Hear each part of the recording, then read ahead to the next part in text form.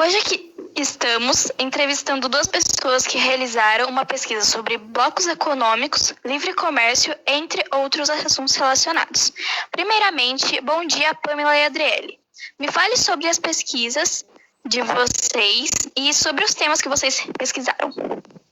Bom dia! Bom, nós pesquisamos juntas sobre tais assuntos, formulando alguns esquemas para a apresentação desse trabalho. E hoje estamos aqui para responder algumas perguntas sobre a nossa pesquisa. Muito bom. Podemos começar?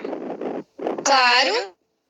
Tudo bem. Primeiramente, eu vou fazer a pergunta para a Pamela. E a seguinte pergunta é: cite e explique quais são as fases para a formação de blocos econômicos. Primeiramente, zona de preferência tarifária. As forças econômicas dos países continuam a mesma, cada um com sua própria moeda. Assim, as exportações de mercadorias são realizadas da mesma forma, sem benefícios entre os aliados.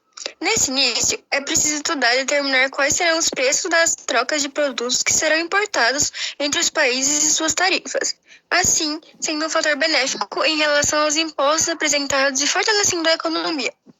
Livre comércio. Nessa fase, mesmo o país possuindo autonomia de seus comércios e taxas, apresenta uma imagem livre de comércio e com a presença da redução de impostos. União aduaneira. Os impostos internos são extintos e o comércio livre é cada vez mais perceptível. Porém, a tarifa externa comum que permite o imposto de importação para países que não são aliados. Mercado comum. A presença e liberdade da movimentação de mercadorias, indivíduos, patrimônios e serviços. União econômica. Apresenta a criação de um banco central que gerencia questões relacionadas ao bloco e seus países aliados. Integração total. Altera as leis individuais de cada país, tornando-as uma só, podendo definir toda a legislação, política e tudo que diz respeito aos países aliados. A próxima pergunta é para a Adriele. Apresente os blocos econômicos através de um mapa. Como estamos em uma apresentação por chamada de voz, eu vou citar alguns blocos econômicos e seus nomes específicos. E a imagem com as indicações junto com a pesquisa será enviada após a ligação disponibilizada para outros.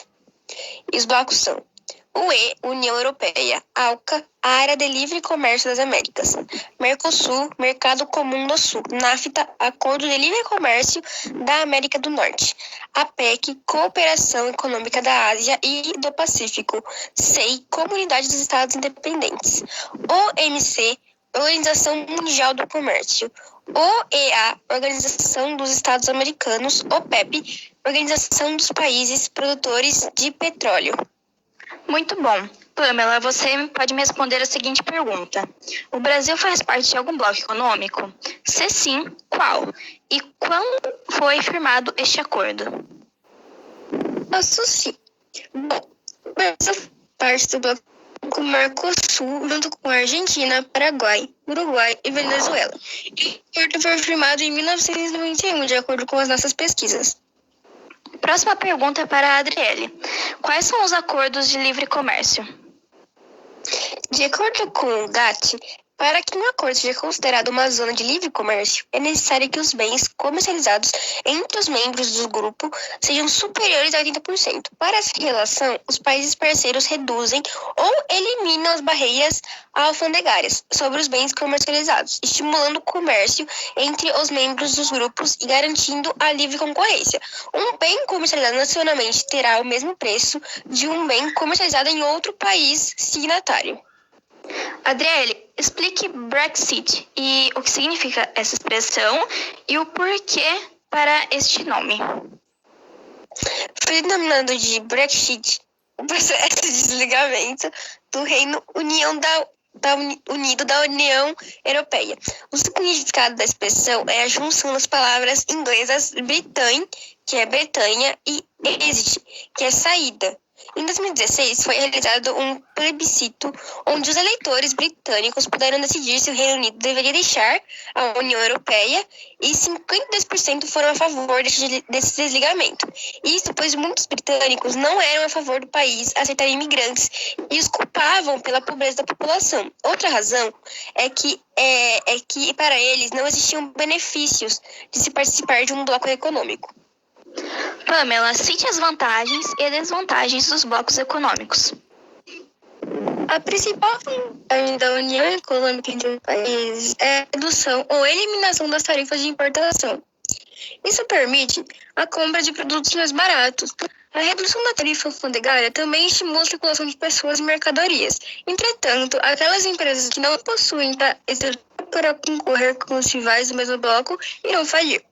Outras vantagens são eliminação ou redução das tarifas à importação entre as operações comerciais, produtos com valores mais baixos, reduções de taxas alfandegárias, maior mobilidade da população entre os países participantes, redução dos custos de produção e aumento da receita com a venda dos produtos, e outras desvantagens são a diminuição da produção nos países que fabricam produtos mais caros, menor produção do produtor nacional, produtores eficientes podem ser protegidos pelos acordos contra os mais eficientes que estão fora do bloco.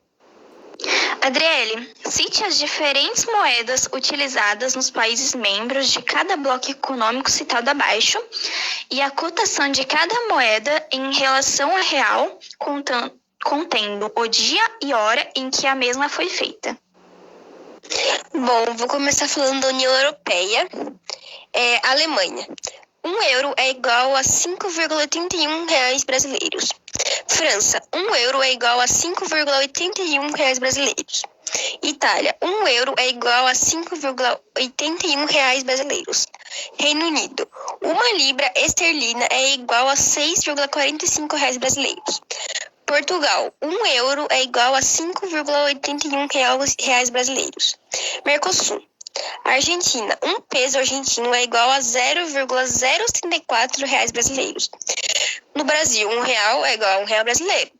No Paraguai, 1 guarani é igual a 0,00077 reais brasileiros. No Uruguai, 1 peso uruguaio é igual a 0,12 reais brasileiros. SADC. África do Sul, 1 rand sul-africano é igual a 0,30 reais brasileiros.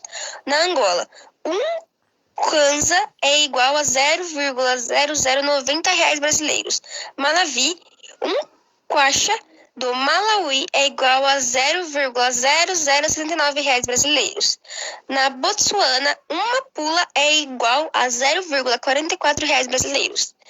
Na Namíbia, 1 rand sul-africano é igual a 0,30 reais brasileiros. SEI. Na Armênia, 1 dram armênio é igual a 0,011 reais brasileiros. Em Belarus, 1 rublo bielorrusso é igual a 2,13 reais brasileiros. No Cazaquistão, 1 tenge é igual a 0,013 reais brasileiros. Na Ucrânia, 1 hryvnia é igual a 0,19 reais brasileiros. Em Turcomenistão, 1 manat turcomano é igual a 3,01 reais brasileiros. Em APEC, no Canadá, 1 dólar canadense é igual a 3,69 reais brasileiros. Na Indonésia, 1 rúpia indonésia é igual a 0,00036 reais brasileiros. Nos Estados Unidos, 1 dólar é igual a 5,12 reais brasileiros. Na China, 1 renminbi é igual a 0,72 reais brasileiros. No Japão, 1 iene é igual a 0,047 reais brasileiros. Em NAFTA, os Estados Unidos, 1 dólar é igual a 5,12 reais brasileiros. No México, 1 peso mexicano é igual a 0,23 reais brasileiros. No Canadá, 1 dólar canadense é igual a 3,69 reais brasileiros. Lembrando que esses valores podem mudar de dia para dia, de mês para mês, de ano para ano. Podem tanto aumentar quanto abaixar. Muito obrigada, meninas, pela presença de vocês e uma boa tarde. Boa tarde.